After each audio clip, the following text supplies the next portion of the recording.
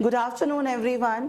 Last lecture था Indian economy के complete एक चैप्टर का, जिसमें हमने इंडियन इकोनॉमी के एक चैप्टर को अच्छे से समझा है। अब ये रेलेवेंट क्वेश्चंस हैं उसी चैप्टर से रिलेटेड। इसमें मैंने आपको पहले कहा था, मैं आपको टेलीग्राम में ये पीडीएफ दे चुकी हूँ और आपसे ये कहा गया था कि पहले आप गो थ्रू हो चैप्टर पढ़ने के बाद, और बोला था reading is most important element. तो रीडिंग करने के बाद आपको ये अपने आप सॉल्व करना, उसके बाद ही ये लेक्चर देखना है, राइट। तो इसमें बोला क्या जा रहा है, देखते हैं क्वेश्चन एक एक सही से करते हैं हम लोग। कह रहा है from the set of the statements given in the column I and C, that is 1 and 2 column, correct pair बताना है। Which pair is to do, correct pair बताना है, ठीक है। तो करेक्ट पेयर अगर बताना है तो हम लोग देखें क्या है। तो करेक्ट पेयर में फर्स्ट क्या कह रहा है, year of great divide, right.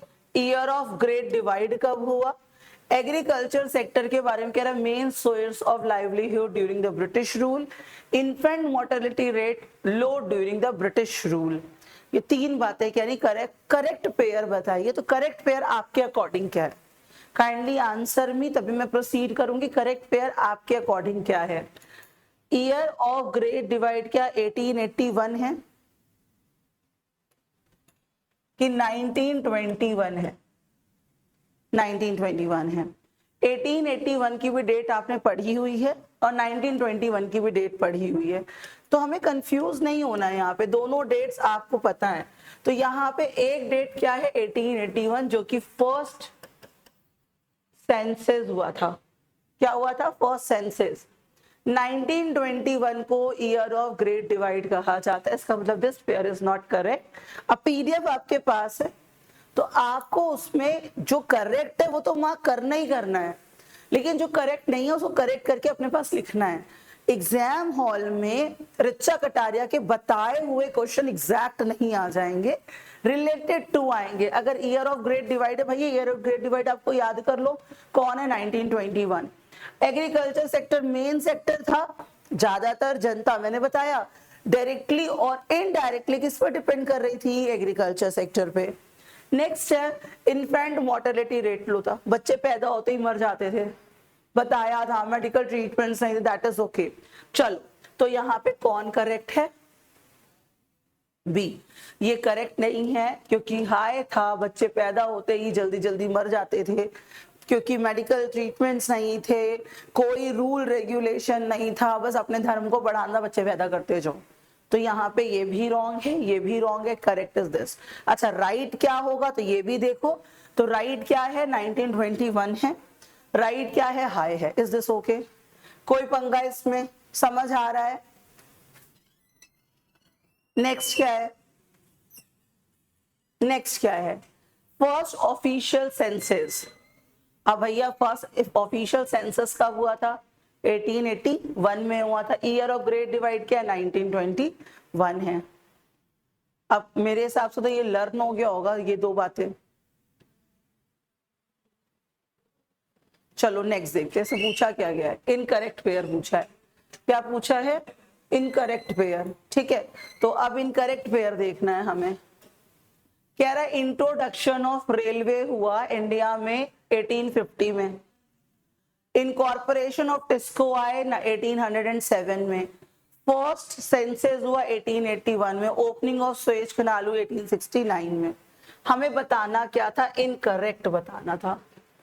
क्या बताना है यहाँ पे हमें, इनकरेक्ट पेयर बताना है। तो चलो देखते हैं इनकरेक्ट पेयर कौन है। इंट्रोडक्शन ऑफ रेलवे 1850 में, हाँ जी 1850 में ही हुआ, और फर्स्ट ट्रेन जो चली थी, रन करी थी, वो 1853 में था।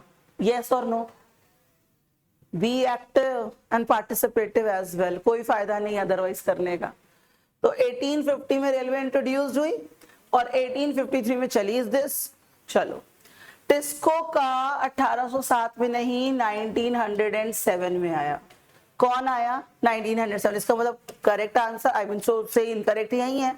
तो according to the question correct answer तो यही है, क्योंकि इनकरेक्ट यही है। 1807 नहीं, this is the 1907। First official yes, Suez canal yes, कोई दिक्कत नो, हो तो कुछ नहीं बोलूंगी।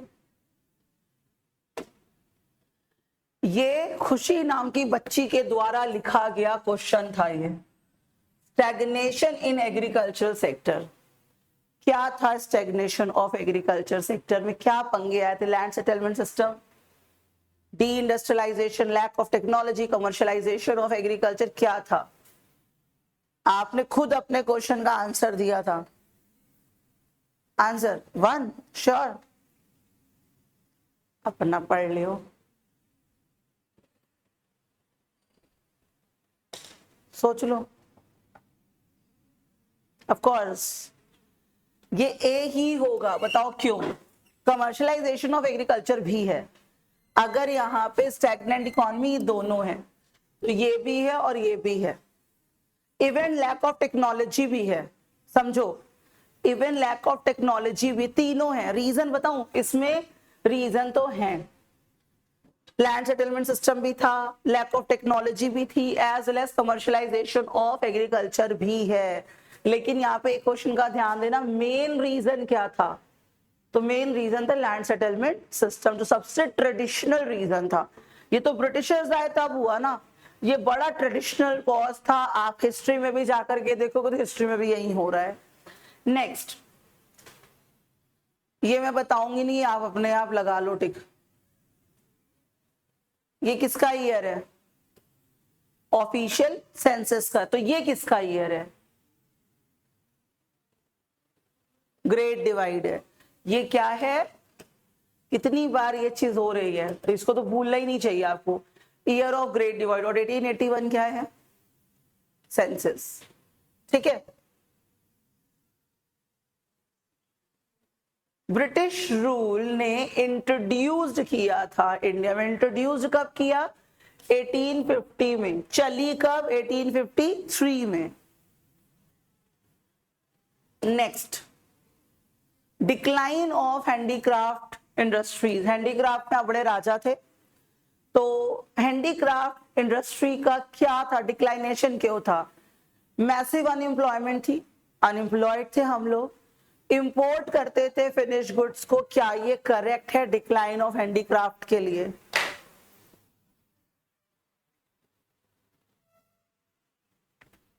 बताइए खुशी। सब आप ही का पढ़ा हुआ है।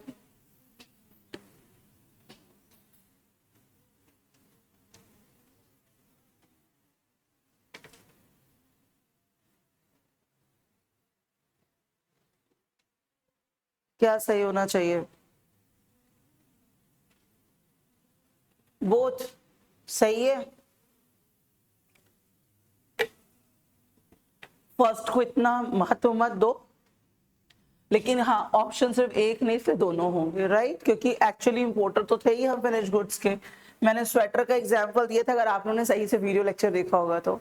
आप एक स्वेटर बनाओगे, एक दिन में बनाओगे, बिनोगे बैठ करके, नेटिंग ऑफ द स्वेटर, और एक बंदा बगल में मशीन लगा के 100 स्वेटर्स बना रहा है, सस्ते बेचेगा। डिमांड का रूल 11th क्लास की इकोनॉमिक्स बताती है, लेकिन पढ़ना ही नहीं था, वो तो पढ़ा दो यार। ठीक, 10 बार बोलती हूँ पढ़ो मत सीखो, लेकिन नहीं, हम तो पढ़ेंगे, हम तो। एडवर्सली अफेक्ट हुआ था कौन? तो सबसे एडवर्सली अफेक्ट हुआ था कौन? जूट। कॉटन भी हुआ है लेकिन जूट सबसे ज्यादा हुआ है। ब्रिटिश रूल में ड्यूरिंग, अगर आप ये क्वेश्चन के आंसर्स नहीं कर पा रहे हो ना, मतलब एक बार रीडिंग करनी है। During British rule India foreign trade had various feature except, इसके अलावा रिस्ट्रिक्टिव पॉलिसीज थी, रिस्ट्रिक्टिव ट्रेड था। सिर्फ कौन कर सकता था? ब्रिटिशर्स कर सकते थे। और चाइना में किसका ट्रेड चल रहा था? चाय का। ब्रिटिश मोनोपोली थी ओवर एक्सपोर्ट एंड इंपोर्ट, बिल्कुल थी। Free trade from India to rest of the world, नहीं भैया। लार्ज एक्सपोर्ट सरप्लस, यस, जो एक्सपोर्ट हो रहा था सरप्लस होता एक्सपोर्ट हो जा रहा था। तो कौन नहीं है? क्या फ्री ट्रेड था इंडिया में रेस्ट ऑफ द वर्ल्ड में? नहीं, रिस्ट्रिक्टेड था। ठीक, तो आंसर विल बी सी, क्योंकि पूछा क्या है? एक्सेप्ट, इसके अलावा कौन सा फीचर है? पल्ले पड़ रहा है? ये तो मैं बोल रही हूँ, अब तो ऐसे करके मार्क करके भागाना।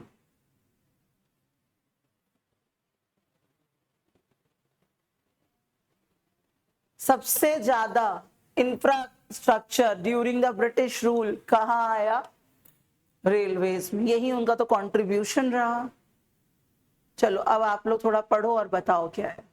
Identify the statement which is true in context of the demographic condition of the Indian during the British rule. High birth rate था, low death rate था, low infant mortality rate था, कि high literacy rate? क्या high literacy rate था? जी नहीं। low infant mortality, बच्चे पैदा होते ही मर रहे थे, yes high था वो तो। low death rate था, high birth rate था, yes। रीडिंग करने के बाद ये करिएगा, पहले अच्छे से पढ़ने के बाद ये काम आएगा। On the eve of independence, India's demographic condition was characterized by which of the following statement? Low level of literacy, low level of literacy. Low mortality rate, low, no, it's high. पढ़ो पहले आराम से, सिर्फ ये मत सोचो कि मैं एग्जाम के, अभी एग्जाम्स नहीं है, एग्जाम्स के लिए राइट नाउ नहीं पढ़ रहे, अभी पढ़ रहे हो, एग्जाम के लिए बाद में पढ़ोगे। अभी सिर्फ पढ़ रहे हो, एग्जाम के लिए पूरे पूरे आपके सैंपल पेपर हम लोग लेकर आएंगे, वो सॉल्व कराएंगे, लेकिन अभी पढ़ रहे हो। अभी ये मत सोचो, पता है, माइंड पहले अपना सेट करो। एक होता है, एक बच्चा पढ़ता है इस इंटेंशन से मुझे एग्जाम देना, अरे भाई रुक जाओ, एग्जाम अभी नहीं है, फेब में एग्जाम्स है, मरेंगे नहीं हम लोग, कोई क्रैश क्रूश नहीं होने वाला, ठीक है। अभी सिर्फ पढ़ो, एग्जाम के लिए जनवरी में रिपीट होगा, और ऐसा पढ़ो कि एग्जाम में लगे अरे मुझे तो आता है, ठीक है। तो अभी रिलैक्स होकर के एक एक चैप्टर को एनालाइज करो। हाई लेवल ऑफ लिटरेसी तो नहीं भाई, यही गलत है। Low level of literacy yes, high mort yes, high life expectancy yes. Literacy rate क्या था? लो था। मोर्टेलिटी रेट क्या था? हाई था। और लो लाइफ एक्सपेक्टेंसी थी। मुझे तो इंडियन इकोनॉमी इस लेवल पे बड़ी गलत लगने लगती है।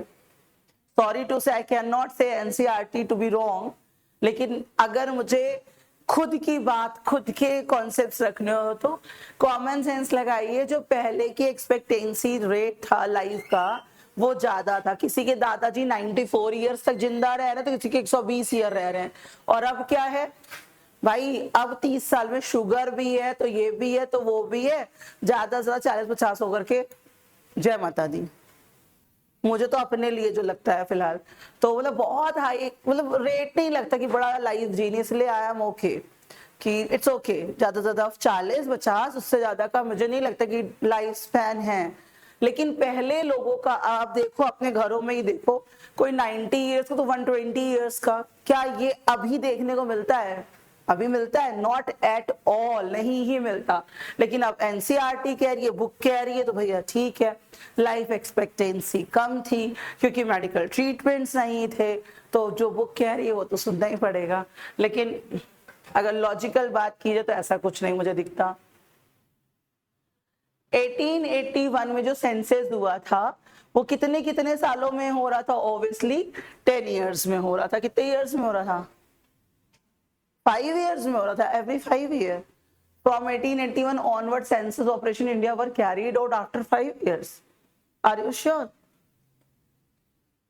10 साल में ही तो होगा कि अब ये भी एनसीईआरटी कुछ और कहती है क्या?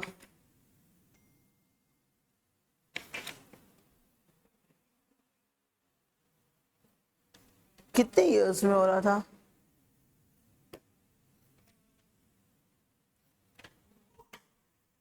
देखो 5 years में कैसे सेंसस हो सकता है?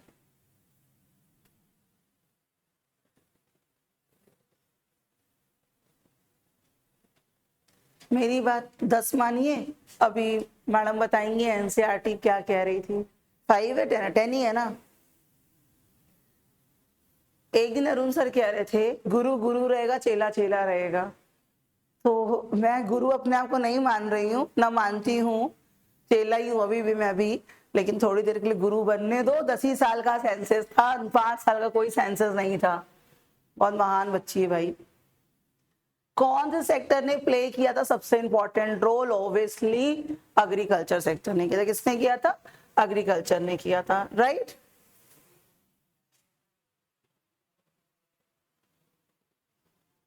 Which one of the correct Suez canal क्या 1769 में ओपन हुई थी? कब हुई थी? 1869 में हुई थी। करेक्ट पूछ रहा, तो ये करेक्ट नहीं है क्योंकि स्वेज कैनाल कब ओपन हुई थी? 1869 में। फर्स्ट सेंसस 1881 में हुआ था, यही सही है। टिस्को कब आई थी? 1907 में आई थी। प्लेसी का वॉर कब हुआ था? 1757 में, ना कि 1847, नहीं 1757 में। यस 1757, क्योंकि 100 साल के बाद आजादी की मांग की गई थी 1857 में।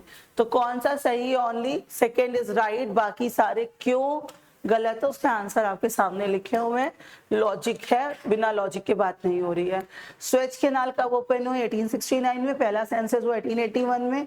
टिस्को आई 1907 में। प्लेसी का जो बैटल हुआ है वो कब हुआ है? 1757 में। Under the British rule commercialisation of agriculture से क्या हुआ था? किसका क्रॉप उगा था? प्रोडक्शन फ्रॉम, जो खाने का क्रॉप था, है ना, खाने के क्रॉप से आपने किसको बदल दिया था? कैश क्रॉप में बदल गया था। फूड क्रॉप किसमें बदल गई थी? कैश क्रॉप पे। खाना मत उगाइए, जो है पैसे वैसे कमाइए बस। अरेंज करना है इसको क्रोनोलॉजिकल मैनर में। क्रोनोलॉजी मतलब डेट वाइज। तो फर्स्ट रेलवे कब बना पहले ये बताओ, चला कब? 1853 में। ईयर ऑफ ग्रेट डिवाइड कब हुआ? 1921 में। प्लेसी 1757, सेंसस 1881। तो सबसे पहले कौन हुआ यहाँ पे? बैटल। सेकंड कौन हुआ यहाँ पे? 1881। थर्ड ये हो गए, फोर्थ ये होगा। तो सीक्वेंस क्या बन रहा है? 3 4 1, यही बन रहा है ना, और 2। 3 4 1 2। हाँ कैसे क्या हो रहा है बताना, एक मिनट रुको, फिर से बताना। क्या सबसे पहले क्या हुआ था? ये हुआ थर्ड। तो हाँ इसको आउट कर देते रहे, इसको भी आउट करो, इसको भी आउट। बी या सी में से है। पहले बैटल ऑफ प्लेसी हुआ, फिर 1853 आया होगा। कैसे 1881 आया होगा? हाँ 1853, तो 1 आया, ठीक है। 3 के बाद कौन आया? 1 आया। यही आंसर होगा। ये एजेस तो याद होगा ना, कौन सी एजेस में कौन सा हो रहा है।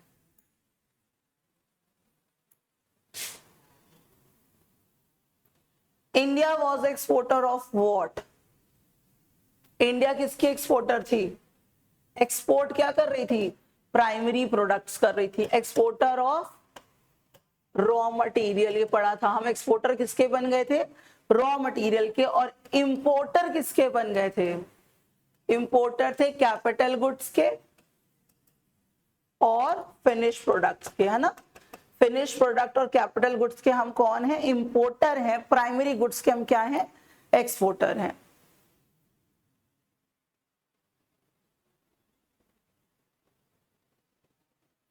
means production of crops for the sale in market rather than the self consumption. Sale के लिए गुड्स बनाना, ना कि खाने के लिए बनाना, is known as a commercialisation of agriculture.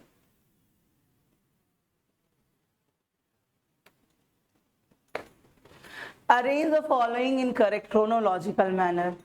Chronology, year of great divide क्या है भाई? ये जल्दी जल्दी बोलो, आता है।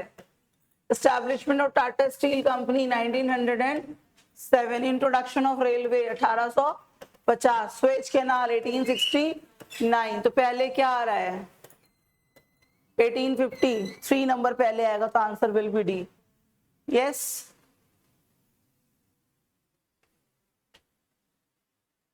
पल्ले पड़ रहे क्या?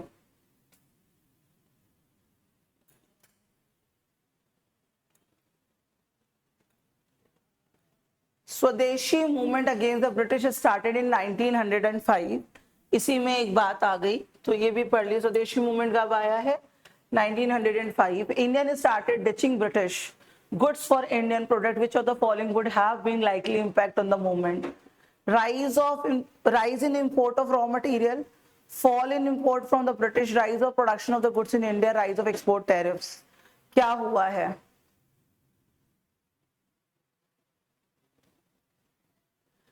जब स्वदेशी मूवमेंट आया, मतलब कि बाहर का गुड्स मत यूज करो, अपने गुड्स को बनाओ, है ना, तो इंडिया ने क्या इंप्रेशन पड़ा? Rise in import of raw material, fall in import of the British.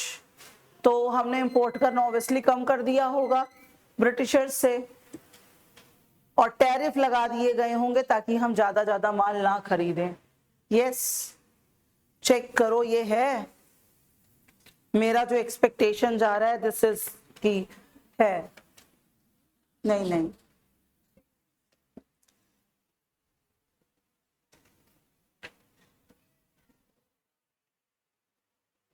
सही है, दिस इज राइट। अब क्यों दिस इज राइट है?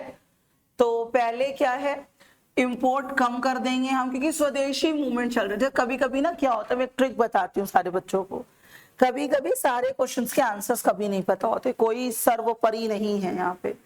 तो रीडिंग कर लिया, हो सकता है इक्का दुक्का क्वेश्चन रह जाए, इट इज ओके। अब क्वेश्चन को कैसे ऑड वन आउट और थिंक करना है, इसको सोचना कैसे है।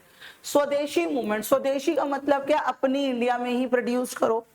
जो आप इंडिया में ही प्रोड्यूस करोगे, मतलब ब्रिटिश से नाता भैया तोड़ना है। जो चीजें हम इंपोर्ट कर रहे थे, इंपोर्ट नहीं करना, क्योंकि खुद के पास बनाना है। तो इंपोर्ट को क्या कर दो, कम कर दो। इंपोर्ट बढ़ाओगे, स्वदेशी मूवमेंट कैसे आया? डिच कर रहे हो आप, कहाँ गया डिच वर्ड लिखा था यहाँ पे। डिच करना मतलब धोखा देना, फिर लड़का लड़की धोखा वाला धोखा नहीं होता, डिच इज द धोखा, किसी के साथ चीट करना होता है। तो यहाँ पे fall in import, obviously fall कर दो इंपोर्ट्स को, ठीक है। उसके बाद क्या करोगे कि यहाँ पे प्रोडक्ट जो गुड्स पे खुद बन रहे हैं इंडिया में, उसको बनाना शुरू कर दो। तो ये दोनों राइट हैं, बाकी नहीं। Is this?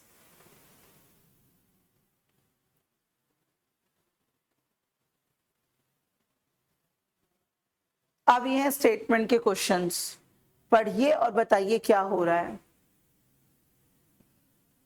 At the beginning of the period, which period? This period.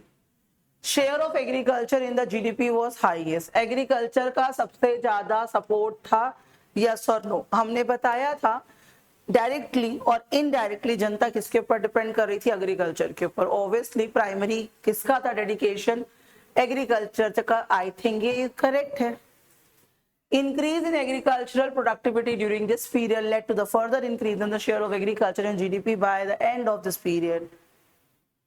बताइए, increase in agriculture productivity, productivity increase हुई थी या नहीं?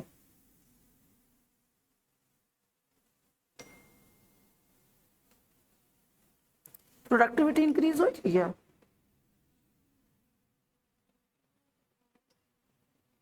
क्या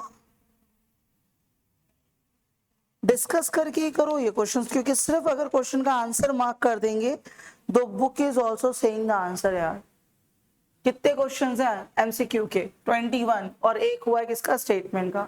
पहले इसको रीड कर लो आप लोग अच्छे से, पहले ये कॉमन सेंस लगाओ। ये तो एकदम करेक्ट बात हो रही है एग्रीकल्चर वाली, सेकेंड वाली थोड़ी कॉन्ट्रोडिक्टिव लग रही है।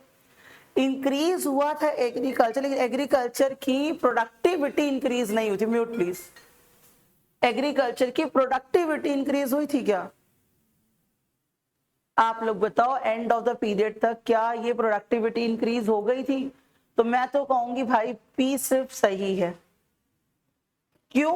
क्योंकि प्रोडक्टिविटी इंक्रीज नहीं हुई थी। प्रोडक्शन बढ़ा था लेकिन उसकी प्रोडक्टिविटी इंक्रीज नहीं हुई थी। तो क्या करें, पढ़ के करोगे कि रुक जाएं? ये कर लो जो फैक्ट्स बेस्ड हैं। कॉलोनियल पीरियड सबसे सिग्निफिकेंट किसको माना गया था?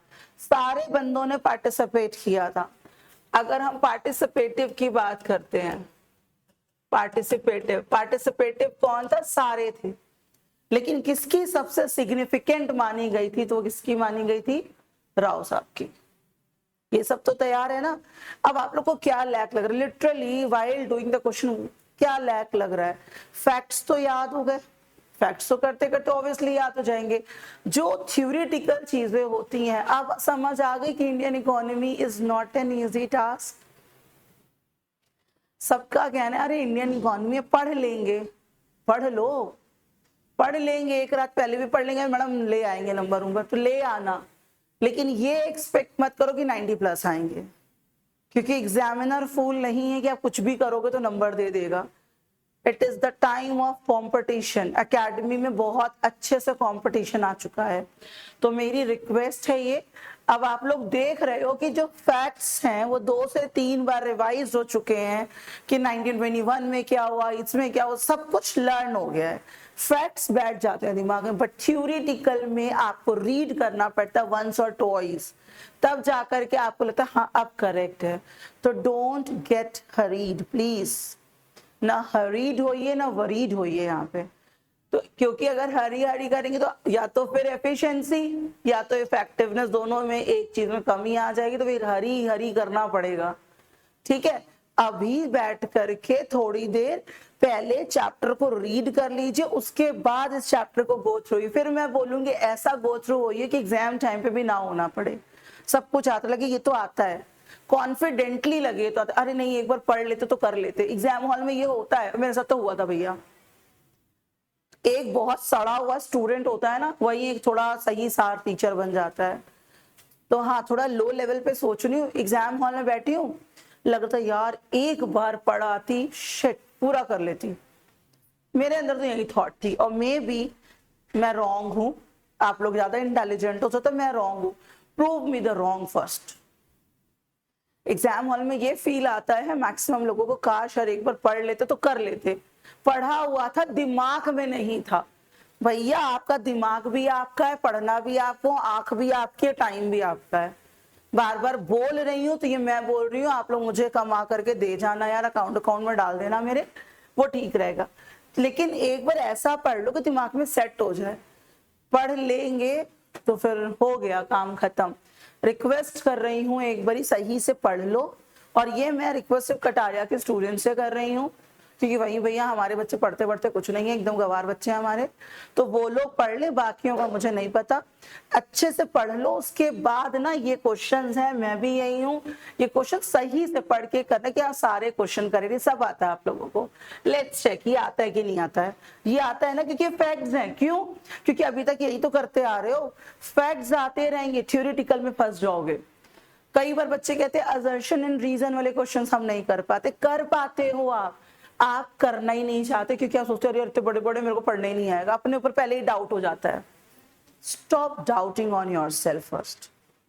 इस तरह से हम लोग सारे चैप्टर्स कवर करेंगे, एक एक चैप्टर पढ़ के उसके एमसीक्यूज करना, उसकी असर्शन रीजंस करने हैं, स्टेटमेंट वाले क्वेश्चंस कर, उसके क्वेश्चन आंसर्स भी हैं इसमें। खुशी जी ने क्वेश्चन आंसर हम लोग को दिए थे ना अच्छी राइटिंग में, अब ये करते हैं। तो ये तो आपको आता है, आता है या नहीं आता है? ये क्या करना है? 43 है ये, 1853 है ये, यस। सेंसस सही है, बैटल ऑफ प्लेसी सही है, ये क्या है 69, ये तो आप लोग को खुद आता है, इसमें तो मेरा कोई रोल नहीं है, मैंने बता दी, फैक्ट्स तो आप सबको आते हैं। लो अब पढ़ो इसको, बताओ सही है कि क्या है, पढ़िए।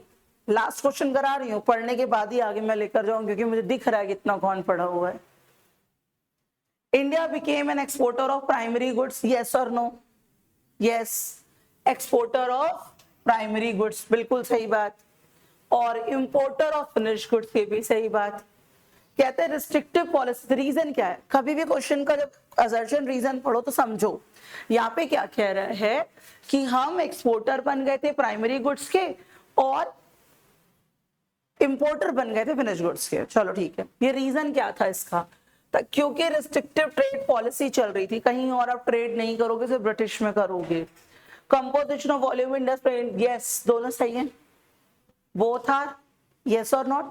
पढ़ लो तब बोथ आर, हमने बोल दिया इसलिए नहीं है ना, पढ़ लो। क्यों ऐसा हुआ? क्योंकि जो ट्रेड पॉलिसी थी, फॉरेन ट्रेड पॉलिसी, वो रिस्ट्रिक्टेड टुवर्ड्स क्या थी? यूरोप।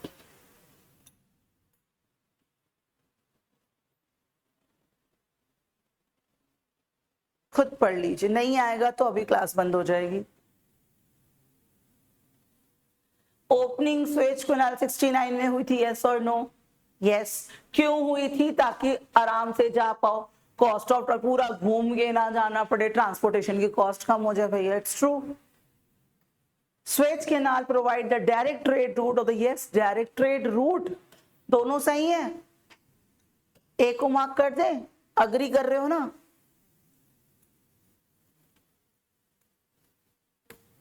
पढ़ पाओगी तभी, नहीं तो बिल्कुल नहीं। पढ़ो और बताओ। सर बताइए। आज आंसर चंदू सर देंगे।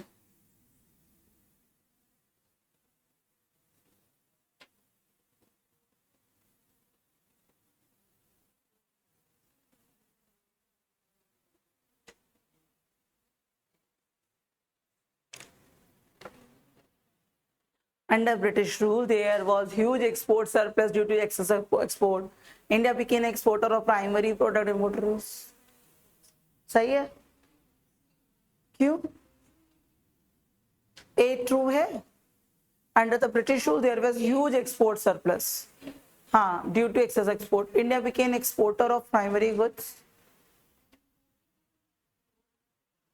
थोड़ा करेक्ट, थोड़ा गलत। बी वाला गलत कैसे? हाँ, कितने लोग बोल रहे हो पहले मुझे एग्जैक्ट बताओ। खुशी और मैच करो।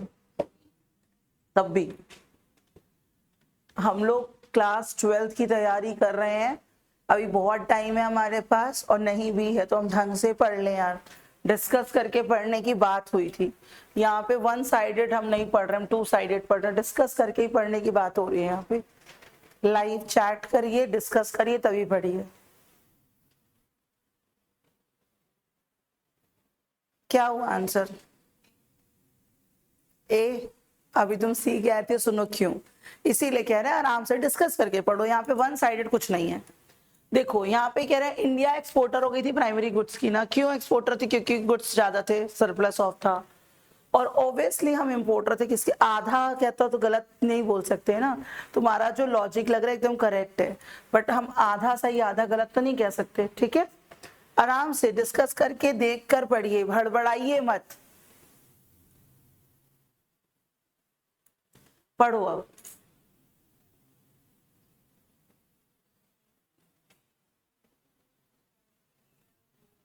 देख लो आराम से, समझ लो आराम से।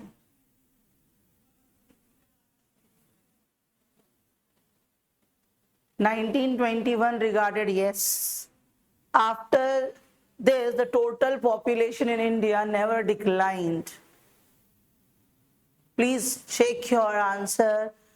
अब रीजन जो इसके एक्चुअली में कैसा हुआ था।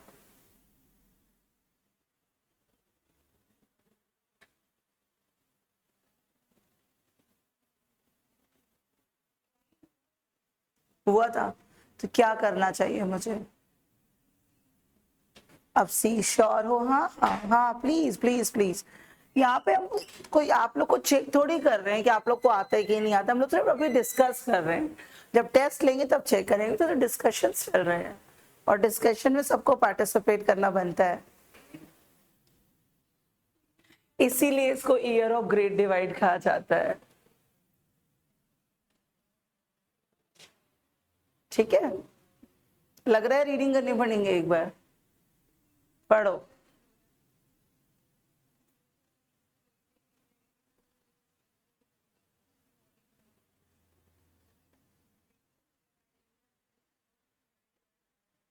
ये किसी को नहीं आता हो वो भी पढ़ लेगा। हमने पहले ही दिन कह दिया था यहाँ पे ब्रिटिशर्स की बुराइयां हैं, ब्रिटिशर्स की बुराई कर रही है बुक। यहाँ पे क्या कह रहा है? ब्रिटिशर्स का सबसे बड़ा कॉन्ट्रीब्यूशन रहा है रेलवे। यस, लेकिन रेलवे क्यों बनाई थी उन्होंने? इंडिया की वेल विशिंग के लिए बनाई थी कि अपने ट्रेड के लिए बनाई थी? अपनी ट्रेड के लिए ना। क्या चाहते थे मैं इंडिया का वेल विशर रहूं? तभी इंडिया वाले पागल थे, जाओ भाई जाओ कर रहे थे ब्रिटिशर्स को। जाओ भाई जाओ ब्रिटिशर्स को तभी कर रहे थे, एग्जॉस्ट हो गए थे, एक्सप्लॉइट हो रहे थे, यही हो रहा था। तो इसमें कह रहा है पहला तो बिल्कुल सही है ना। कह रहे ब्रिटिशर्स के पास इंटरेस्ट था माइंड में कि भाई अच्छा है इंडिया वाले बड़े स्वस्थ हो जाएंगे, ऐसा ट्रेड अच्छा हो जाएगा हमारा। We were selfish. तो क्या करूं? Both are correct. आंसर क्या होना चाहिए? ट्रू, बट सी, क्योंकि ये तो सही बोल रहा है लेकिन ये गलत है। उसका कोई नहीं था इंडिया के लिए, अपने लिए इंटरेस्ट, सेल्फ इंटरेस्ट अगर यहाँ होता, इंडिया का इंटरेस्ट ना होता, सेल्फ इंटरेस्ट होता तो करेक्ट हो जाता। जब कोई चीज रॉन्ग होती तो उसको सोचा कि करेक्ट कैसे हो सकती थी। इंडिया का इंटरेस्ट है तो ऑब्वियसली इंडिया का इंटरेस्ट नहीं देखना था। हाँ, अपना सेल्फ इंटरेस्ट होता तो होता, ठीक है।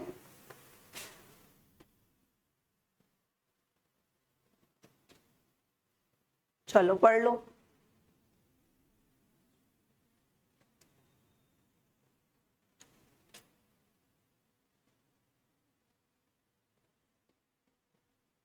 पढ़ लो आराम से, रिलैक्स होकर के देख लो, जितने बैठे हैं सब पढ़ लो।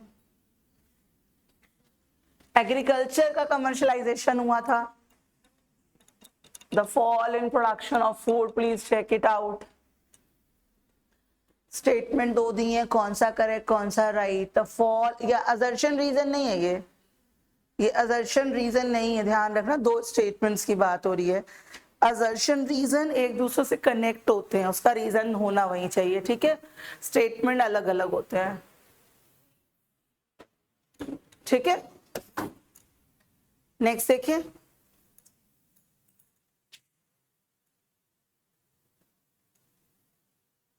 पढ़ लीजिए।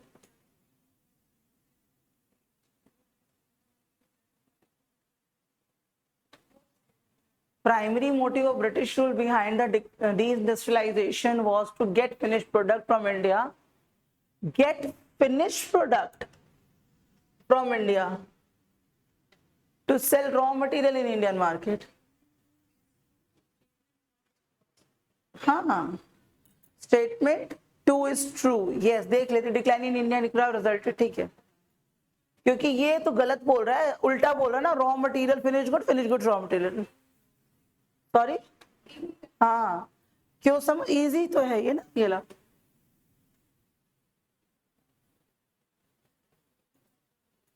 More than half Indian foreign trade was restricted to British, while the rest allowed the few other countries. Opening Suez Canal served as a direct route for ship operating between India and China. No, India and Europe. Second तो absolutely false, first भी पढ़ लो, सही है, yes, ठीक है। क्यों ऐसा हो रहा है, समझ आ रहा है ना।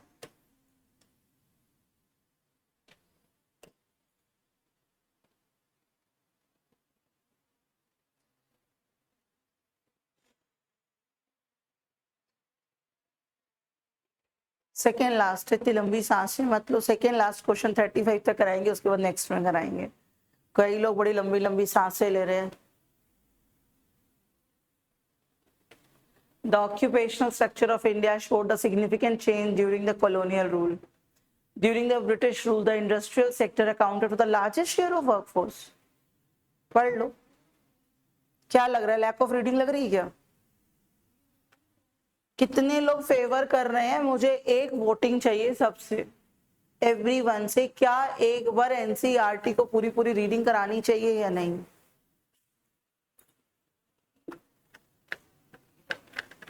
एनसीईआरटी एक बार रीडिंग करना मांग रहा है कि नहीं, कि खुद कर लेंगे? करानी चाहिए हमें या खुद कर लेंगे? वोटिंग चाहिए इस चीज में। अगर खुद कर लेंगे तो सेल्फ लिख देना, और एक बार करानी चाहिए तो क्या बोलूं, लिख देना, कुछ भी करा दो। चंदू सर कह रहे हैं सेल्फ, ये बहुत अच्छे बंदे, सेल्फ स्टडी वाला आदमी है पूरा। हाँ, श्योर हो? हाँ प्लीज। आधे कह रहे मुझे, मैं इंडिया की बनूंगी तो जो मेजॉरिटी विल विन होगा। एनसीईआरटी को एक बार रीडिंग करानी चाहिए समझाते हुए, कि एक बार और थोड़ा एफर्ट डाल दी, खुद रीडिंग करके कर लोगे। कौन सा? सी, बी? बी करेक्ट है, फॉल्स। पल्ले पड़ा क्यों? नेक्स्ट देखो, लास्ट पर आ रही हूं क्योंकि बाकी बच्चे भी वेट कर रहे हैं पढ़ने का। तो the occupational structure India show the significant, की वही तो है। हाँ चलो छोड़ो। तो अभी, अच्छा अभी 34 ही तो चल रहा है, मैं अभी उसको टाइपिस्ट को चिल्ला देती, बेचारा फालतू में गाली खा जाता। The most important contribution of British was introduction, yes. तो दोनों सही हैं। 35 तक के क्वेश्चन हो गए हैं, आगे सुन लीजिए पहले, उसके बाद चलते हैं। तो अभी 35 के बाद ये पिक्चर स्टडी है। पिक्चर को कैसे करना है ये व्हाइट पेपर में मैं कराऊंगी आप लोगों को। तो पिक्चर को कैसे करना, अब नेक्स्ट लेक्चर में ये 3 पिक्चर्स होंगी। उसके अलावा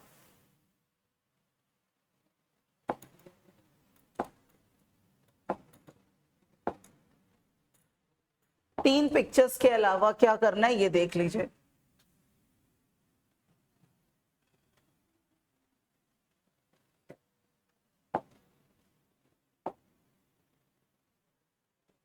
इसका भी खुलने का कह रहा बस कर दो। हाँ वो भी थक चुका है बेचारा, या मैं ही मतलब मेरे को आता ना होगा, ये मैं कह सकती हूँ। थका है कि नहीं थका मुझे नहीं पता। देखो जब अपने से कोई काम ना हो तो ब्लेम करना बड़ा इजी काम होता है, वही मैं भी कर रही हूँ। थक चुका है, मैं ब्लेम कर रही हूँ क्योंकि मुझे पता नहीं आगे करना क्या है। Now listen to me, pictures बची हुई हैं।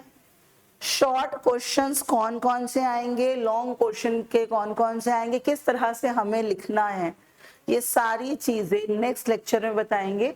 लेकिन एक चीज आप लोग को बतानी, क्या एनसीईआरटी की रीडिंग खुद कर लोगे कि एक बार करा दूं, मुझे सिर्फ इतना बताइएगा। और ये चैप्टर ऐसा पढ़ना कि दोबारा ना पढ़ना पड़े। We will see a test also. और हर चैप्टर इंडियन इकोनॉमी का, टोटल 8 चैप्टर्स हैं, 8 चैप्टर्स इंडियन इकोनॉमी के इसी तरह कंप्लीट होंगे। और जब इंडियन इकोनॉमी कंप्लीट हो जाएगी तो इंडियन इकोनॉमी से रिलेटेड जितने भी सैंपल पेपर आज तक आए हुए हैं, मिनिमम 10 सैंपल पेपर हम लोग डिस्कस करेंगे, ठीक है, लाइव। उसके बाद हम लोग मैक्रो की ओर चलेंगे। तो इंडियन इकोनॉमी हम करके साइड करेंगे ताकि इसमें भी कोई भी कुछ ना कर पाए। लेकिन हाँ ये समझ लीजिए कि ये इजी नहीं है। राइटिंग स्किल्स इसमें रिक्वायर्ड है। ह्यूमैनिटी वालों के पास राइटिंग स्टिल है, राइटिंग स्किल्स स्टिल है। मैं यहाँ नहीं बोल रही कॉमर्स वालों के पास, मैं खुद कॉमर्स की हूँ, लेकिन कॉमर्स वालों को ये मानना पड़ेगा कुछ हमें लिखना पड़ेगा। कॉमर्स वाले पूरा टाइम सिर्फ अकाउंट्स कर रहे हैं, उनको ना इंडियन इकोनॉमी पढ़नी है, ना बिजनेस करना है, ना कुछ करना, बस करे जाओ अकाउंट्स, करे जाओ मैडम, खत्म करा दो अकाउंट्स। अकाउंट्स के अलावा हमें इसमें भी कमांड करिए। और कटारियाओं से रिक्वेस्ट है कि क्लास को पढ़ लो और उसके बाद नेक्स्ट क्लास में चलते हैं, ठीक है।